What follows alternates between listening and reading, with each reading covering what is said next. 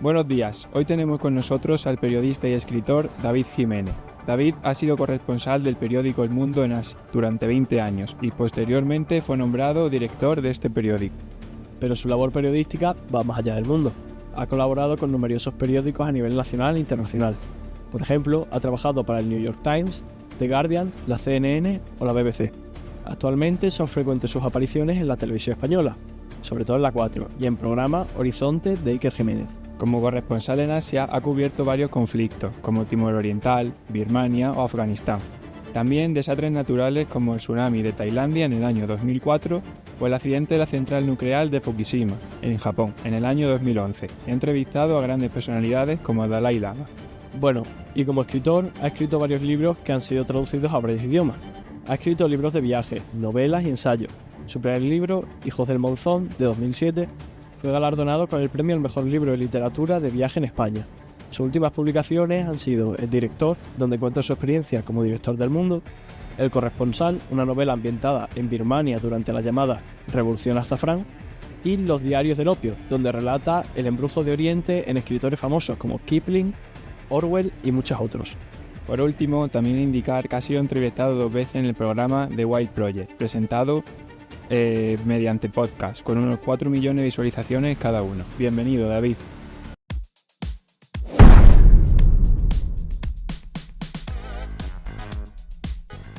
Muchas gracias, qué buena presentación. ¿Cómo empezaste en el mundo del periodismo? Bueno, yo creo que para empezar en el mundo del periodismo, una de las cosas que te suele ocurrir es que tienes que ser una persona curiosa, ¿no? Que quieras conocer cosas y luego tengas el deseo de contarlas. Y yo creo que yo eso desde pequeñito lo tenía, ¿no? El contar historias, ya a los amigos, creo, ¿no? Cuando terminé bachillerato y tenía que decidir qué carrera quería hacer, pues no me veía en una oficina, la verdad, de las 9 de la mañana a las 8 de la tarde, ¿no? Digo, a ver, una carrera que tenga un poco de aventura, viaje, que conozcas a gente diferente cada día y que no sepas muy bien qué va a pasar al día siguiente. Un poco la incertidumbre, ¿no? Sí, un poco el espíritu de aventura. Y me gustaba escribir. Y entonces dije, bueno, pues yo creo que lo mío tiene que ser el periodismo, ¿no? Y para allá que me fui.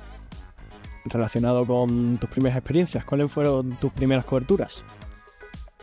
Bueno, yo empecé haciendo un poco de todo, ¿no? Entré de becario en el periódico El Mundo. Cuando eres el becario, pues llevas el café, haces todo. Ya a los jefes hay que estarle contento. Yo llevé pocos cafés, pero bueno, recuerdo en aquella época como con muchísimas ganas, ¿no? Entonces yo me presentaba a la redacción el primero, porque decía, oye, si pasa algo y no hay nadie más que yo, a lo mejor me envían a mí a cubrir esa noticia. Y así fue como, bueno, iba recogiendo historias, pues sucesos truculentos,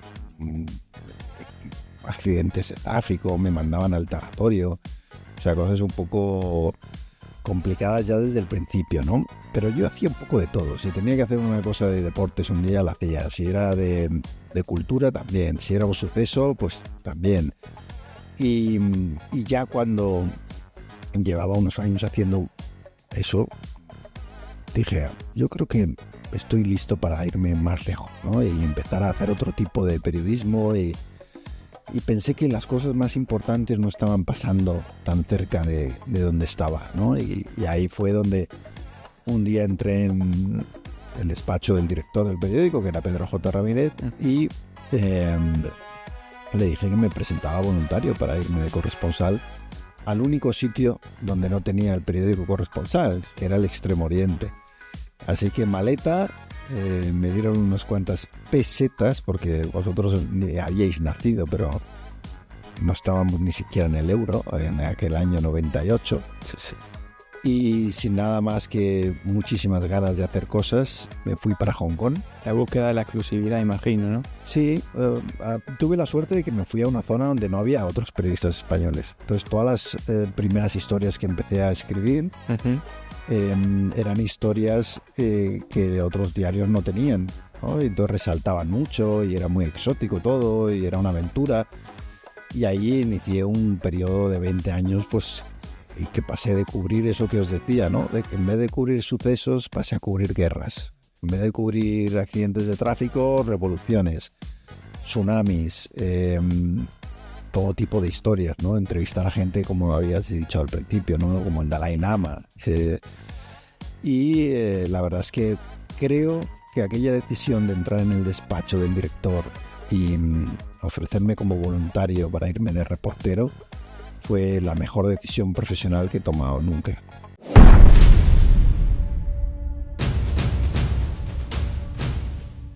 Ya pues vas allí a Asia como corresponsal y cómo te ponen para ponerte como corresponsal de guerra allí en Tailandia. Bueno, yo me fui de corresponsal y cuando estaba ya asentado, muy pronto hubo una guerra en Timor Oriental, que fue, digamos, la primera guerra que cubrí. En aquella guerra es curioso, ¿no? Porque siendo la primera guerra que cubrí fue también la que más cerca estuve de que me mataran. Recuerdo que era un reportero todavía inexperto y mientras todos mis compañeros más veteranos se habían ido de las zonas de riesgo, yo había conducido hacia la zona de riesgo, ¿no? Y aquel hotel donde me quedaba, que era una pensioncilla pequeña, fue rodeada por milicianos pro-indonesios y con machetes y... Bueno, llevaban incluso arcos y flechas, ¿no? Era una cosa un poco surrealista, ¿no? Parecía un poco de una película de estas viejas del oeste.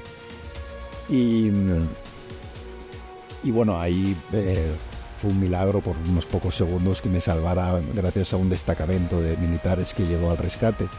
Pero en vez de decirlo, que habría sido probablemente inteligente, que es después de estar cerca de que me ocurriera algo, oye, pues esto no es para mí, me ocurrió lo contrario.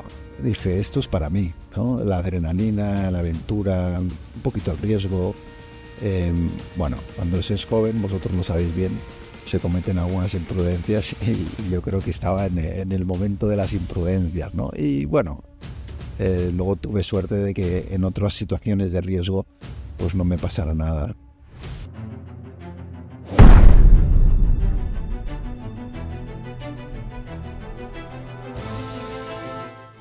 Has comentado ciertamente que ese momento con los milicianos fue, supongo, uno de los momentos más complicados de tu carrera como periodista o reportero de guerra.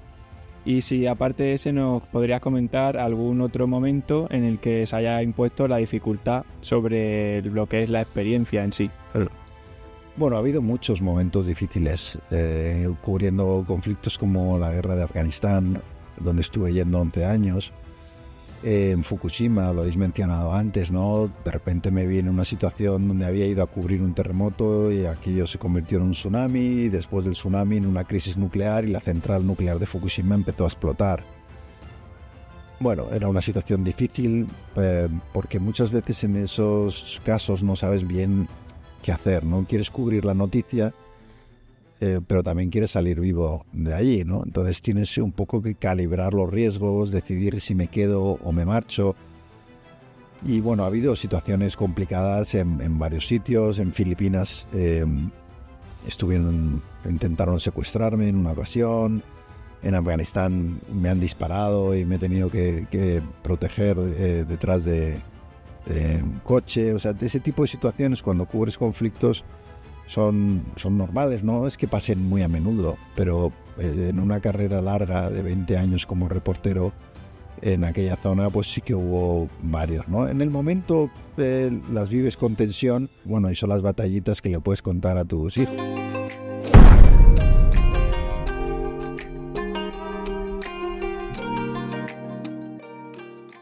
Por cierto, hablando ya de Fukushima, que hemos hablado antes, fuiste el único periodista que te quedaste para informar. ¿Eso por qué? ¿No sentiste ahí la situación de miedo o fue incluso lo que te impulsó? Bueno, yo creo que para un reportero nada le da más rabia que estar en el foco de la noticia y de repente marcharse, ¿no? Es como, bueno, pues si estuvieras en una discoteca pasándote la noche de tu vida y me tengo que volver a casa, ¿no? No es algo que uno quiera hacer. Y aparte, es verdad que muchos compañeros tenían mucho miedo y gente que había cubierto muchas guerras tenía más miedo a la radiactividad de Fukushima que a las balas de Afganistán. Pero a mí no me pasaba, ¿no? Yo la radioactividad no le tenía tanto miedo, había leído bastante, oye, bueno, pues si hay radioactividad te encierras en un coche o te encierras en una habitación, aíslas con cinta y puedes sobrevivir, ¿no? Es verdad que no es bueno, ¿no?, recibir una dosis de radioactividad importante, pero no voy a decir que no tuviera miedo, pero era un miedo que yo podía controlar y que no me impedía trabajar. Y además vi la oportunidad increíble de ser el único que estaba informando allí, mientras todos se marchaban. Y eso, para un periodista que busca la exclusiva y que tiene, bueno, el afán de competición que yo tenía en ese momento, pues era una situación ideal, la verdad. Al final, buscar la exclusiva es lo que más vende. Sí, tampoco estoy aquí abogando porque la gente haga locuras, Sí. ¿sabes? Porque creo que hay que ser prudente. Simplemente pienso que la situación no era tan peligrosa como muchos compañeros estaban pensando que era.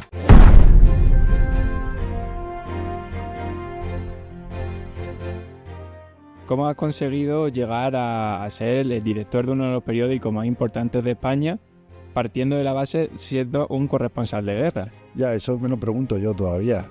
No tiene mucho sentido, ¿no?, que me escogieran a mí, un reportero, porque además lo que buscaban era un director de periódico que obedeciera las órdenes del poder. Entonces, yo no escogería a alguien que se va a Fukushima y se queda solo allí, ni a alguien que se va a Afganistán, porque no parece que sea una persona demasiado manejable, ¿no?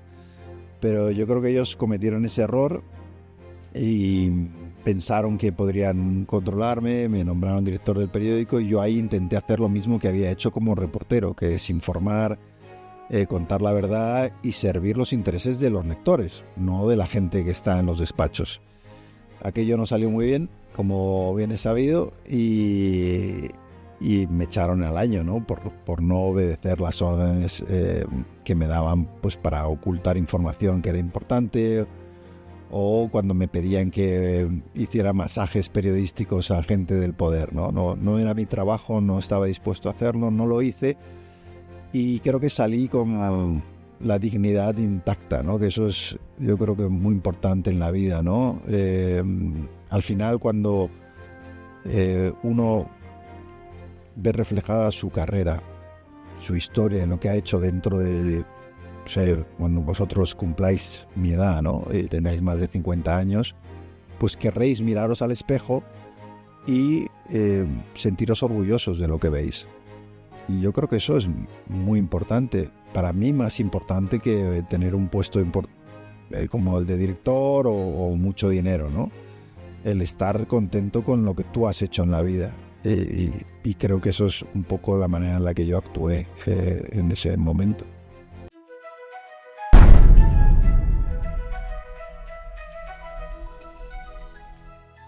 Volviendo a lo de las presiones que tú has comentado, que lo comentas en el libro del director, que tuviste muchas presiones del poder político, de empresas del IBE, instituciones, políticos en persona.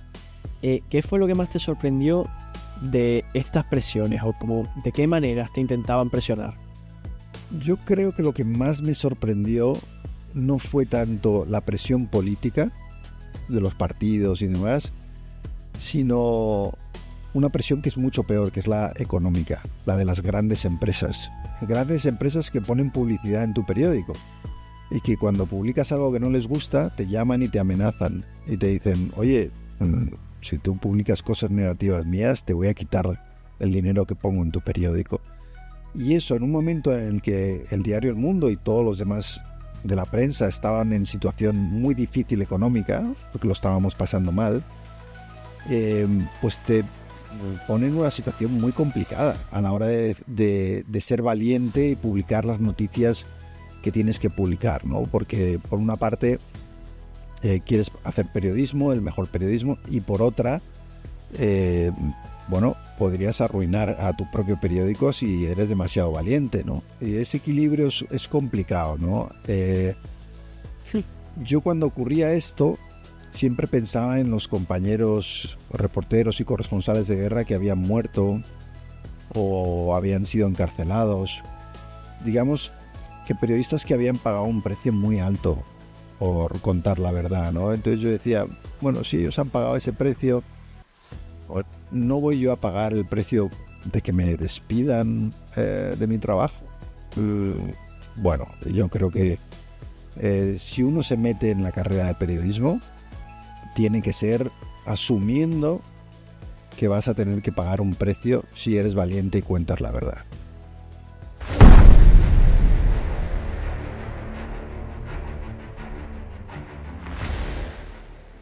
También nos gustaría comentar otro tema que también se trata en algunos de tus libros. Como bien sabrás, en España un tema tabú que a día de hoy sigue siendo el tema de la Casa Real. ¿Por qué consideras que sigue siendo tabú tratar temas relacionados con la monarquía cuando en España somos el primer país que somos una monarquía parlamentaria? Sí, es una de las incongruencias que tiene España, ¿no? Donde la libertad de prensa, aunque existe, está limitada y hay gente que tiene suficiente poder para, digamos, no verse afectada por noticias incómodas, ¿no? Y la familia real ha sido un caso históricamente, ¿no?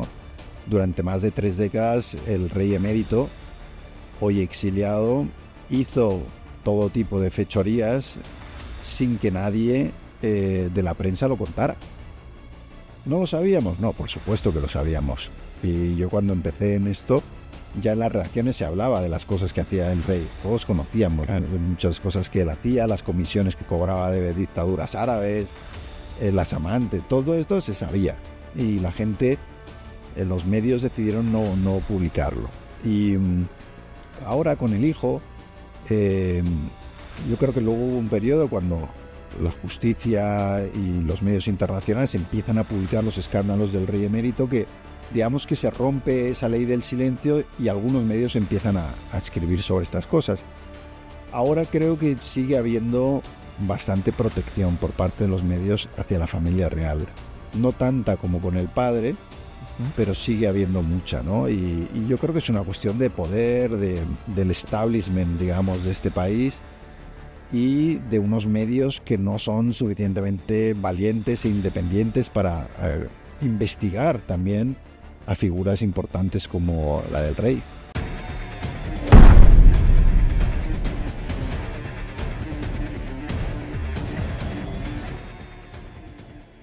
Vamos a trasladarnos de aquí a España, al otro lado de Europa, a la guerra de Ucrania. ¿Crees que se está informando bien esta guerra? Bueno, creo que hay una generación nueva de reporteros jóvenes que se han ido a cubrir esa guerra y ha sido su primer conflicto y que lo han hecho bastante bien. Pero si te fijas, la guerra de Ucrania prácticamente ha desaparecido de los medios. Ya casi nadie habla de lo que está pasando allí, ¿no? Entonces creo que olvidamos muy pronto los conflictos. Y ahí siguen muriendo mucha gente, se siguen cometiendo barbaridades.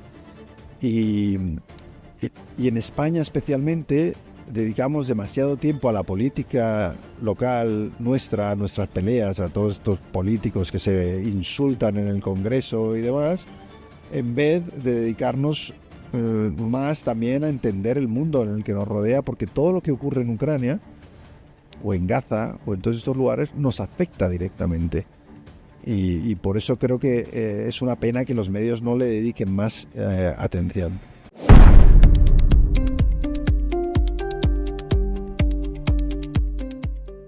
A mí me llama la atención que parece que lo importante es solamente lo que ha ocurrido hace 15 minutos. Lo que ha ocurrido hace media hora ya no es importante y nos afecta más, o por lo menos lo mismo.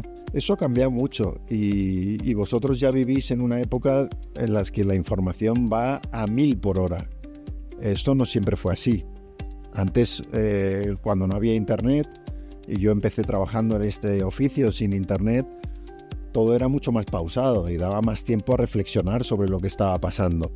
Y ahora es verdad que en este mundo de redes sociales, de Instagram, de streamers, de medios compitiendo por la atención constantemente, las noticias vuelan y el escándalo de ayer se olvida y de repente estamos en otro escándalo y ya nadie se acuerda del de hace 2 días, ¿no? Entonces todo pasa muy rápido y a mí eso me preocupa porque creo que no nos da tiempo a reflexionar sobre lo que pasa, ¿no? Estamos metidos como un hámster en una rueda, ¿no? Yendo cada vez más rápido sin detenernos a pensar realmente qué está pasando con el mundo alrededor, con nuestras comunidades, cómo nos están afectando todas esas informaciones. Y yo le pediría a mis compañeros y a los medios que bajen un poco el ritmo, ¿no? Y vayan a un periodismo más pausado, más profundo, más de contar bien las cosas en vez de buscar el clic rápido para tener una audiencia que al final va y viene, pero no está bien informada.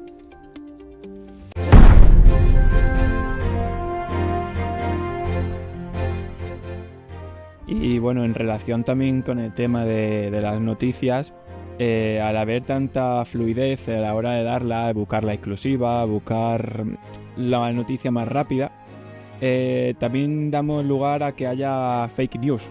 Y el propio presidente del gobierno, Pedro Sánchez, lo denomina como la máquina del fango. Entonces, a un gran periodista como tú, nos gustaría preguntarte ¿cómo podemos defendernos nosotros, los simples lectores, de esas fake news, de esas noticias falsas que hoy en día son, sin cabe, más difíciles, o sea, más fáciles de colar entre los lectores por medios de inteligencia artificial, por ejemplo, o que cohíben nuestra libertad de expresión? Fíjate que cada vez es más difícil esto que preguntas. Incluso para mí, que llevo más de 30 años dedicándome a distinguir la verdad de la mentira en situaciones muy difíciles, incluso para mí es difícil a veces identificar qué es verdad y qué es mentira, dónde está la desinformación, dónde está la propaganda, porque cada vez está mejor hecha la mentira, ¿no? Entonces, yo creo que tenemos primero que ir a fuentes de confianza, a periodistas de prestigio, a medios que quieren buscar la verdad. Tenemos que tener espíritu crítico para leer las informaciones que nos llegan, dudando siempre y preguntándonos, ¿esto es verdad o hay un interés detrás? Yo creo que luego leyendo o viendo las informaciones es muy importante, cuando alguien dice algo, preguntarnos cuál es su fuente, de dónde ha salido esta información. ¿Me lo está contando un streamer desde la cocina de su casa porque le parece bien? Bueno, es que a mí eso no me vale. Quiero decir, tiene que haber detrás un proceso de haber buscado la información con fuentes, de haberlo contrastado, de haberse asegurado de que eso es verdad, ¿no? Entonces, es cada vez más difícil, pero yo creo que tenemos que hacer un esfuerzo por ser muy críticos con todos aquellos que nos envían información y preguntarnos siempre, ¿esto que nos están contando tiene detrás algún interés oculto o no? Y otra cosa que es muy importante, ir no solo a aquellos medios y a aquellos comunicadores que nos cuentan lo que queremos escuchar, ir también al que piensa diferente a nosotros. Eso es muy importante para contrastar.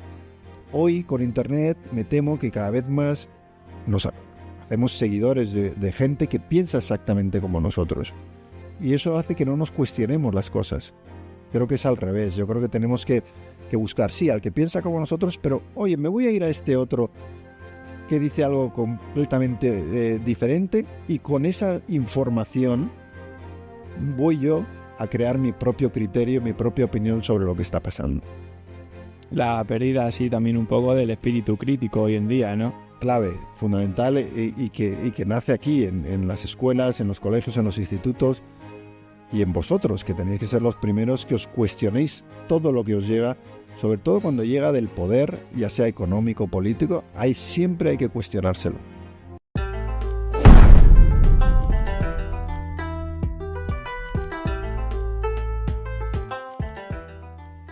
Bueno, David, para terminar, nos queda ya aquí un poquito. Te vamos a formular una serie de preguntas que queremos que nos des así con una opinión más o menos breve. De tus libros, ¿cuál los recomiendas para jóvenes de nuestra edad, 14, 16 años? A vosotros os recomiendo mi primer libro, Hijos del Monzón, que se lee mucho en los institutos, de hecho, y es la historia de 10 chavales, algunos con vuestra edad, en situaciones muy difíciles, en Afganistán, en Corea del Norte, en Tailandia, un niño boxeador de Tailandia que estuve siguiendo durante años, un grupo de niños con los que conviví en las alcantarillas de Mongolia, en Ulan Bator. Y años después de haberlos conocido, fui a buscarles para ver qué había pasado con ellos, ¿no?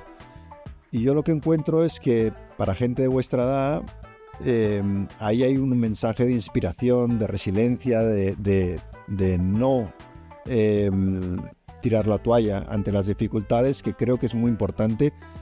Y creo que de todos mis libros, curiosamente, es el primero que escribí, Hijos del Monzón, pero es el que más recomendaría para vosotros.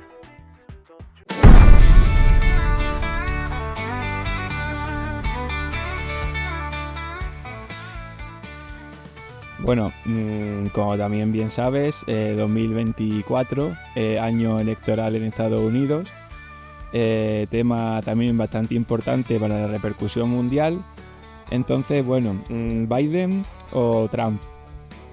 Todo lo que no sea Trump me parecerá mejor. A mí no me gusta Biden, pero creo que Trump es un gángster sin ninguna limitación moral y un peligro para Estados Unidos y para el mundo.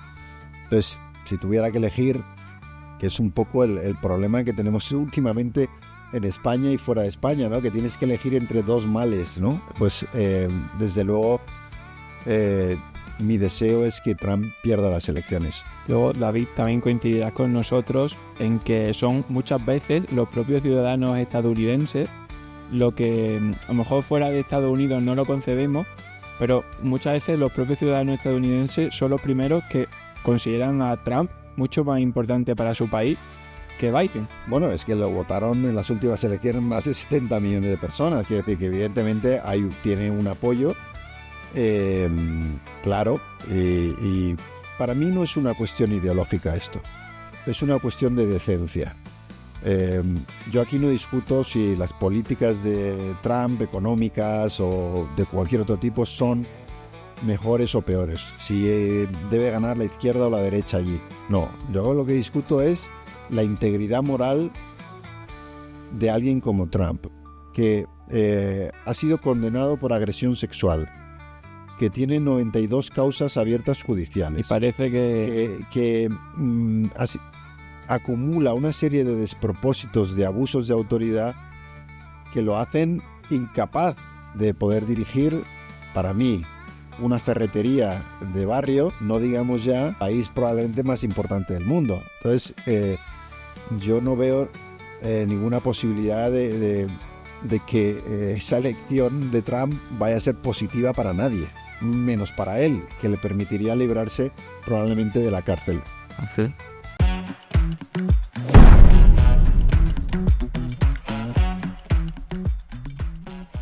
De la televisión española, ¿qué programa de televisión salvarías? Si solo tuvieses que salvar a uno. Los documentales de la 2. Soy un antiguo, ¿sabes? O sea, a mí la tele ya no me gusta. Yo entiendo que los chavales os hayáis ido a streaming, a Jordi Wild y a otras cosas, porque la tele se ha quedado para gente mayor. Anticuado. Y de hecho las audiencias de la televisión son muy mayores. Pero es que todo es muy rancio. Ya. Y muy aburrido. Y creo que no se ha modernizado la televisión. Entonces la televisión te da a elegir entre Sálvame, que ya sé que ahora no está, pero hay otros programas muy parecidos. Claro, dice, entre Sálvame y una información aburrida y sesgada, ¿no? Entonces, pues si me das a elegir entre esas dos cosas, me voy, ¿no? Que es lo que habéis hecho vosotros, pero yo también, siendo más mayor, he renegado bastante de la televisión. O sea, la veo muy poco y es verdad que tenéis la suerte que no teníamos nosotros. Que cuando yo era pequeño tenía 2 canales para elegir, la 1 o la 2. Luego ya nos pusieron la 3, la 4, la 5 y la 6, pero es que ahora tenéis en streaming unas posibilidades inmensas de encontrar contenido interesante de todo tipo. Podcast, en YouTube. Entonces, yo entiendo que escojáis otras cosas, la verdad.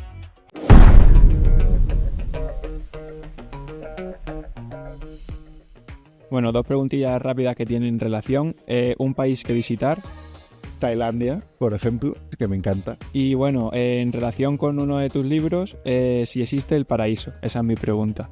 Yo tengo un libro que se llama El lugar más feliz del mundo, ¿eh? Y la gente cuando lo lee luego se da cuenta de que el título es sarcástico, porque se refiere a Corea del Norte, que quizás es el peor país donde uno podría vivir. Creo que el paraíso no está tanto en un lugar geográfico al que uno va, sino en un lugar interior que uno encuentra, ¿no? El paraíso es estar a gusto con lo que uno hace, con uno mismo, poderte sentir orgulloso y dormir por las noches, mirarte al espejo y que lo que veas sea algo con lo que estás a gusto. Yo creo que estar a gusto con uno mismo y con la gente que te rodea y con buenos amigos y tener una buena relación con tu familia, para mí esa situación es el paraíso. Y si eso tú te lo puedes llevar además a las playas tailandesas, oye, pues entonces ya perfecto, ¿no? La combinación. Sí, sí. Pero hay que empezar, o sea, tú puedes irte al mejor lugar del mundo, al más maravilloso, más paradisíaco, y si tú no tienes las relaciones de amistad, una armonía en tu familia y una satisfacción con lo que tú haces y cómo te comportas, no vas a ser feliz. Claro. Entonces depende mucho más de uno mismo. Bueno, David, pues hemos terminado. Muchas gracias por tu visita y participación en el proyecto que estamos desarrollando en el IES Donoso Cortés, denominado Escuelas Emprendedoras, Guerras y Refugiados. Pues ha sido un enorme placer y bueno, os deseo todo lo mejor. Me ha encantado la entrevista. Por cierto, mejor que la de muchos profesionales. Gracias. Se ha intentado. Gracias.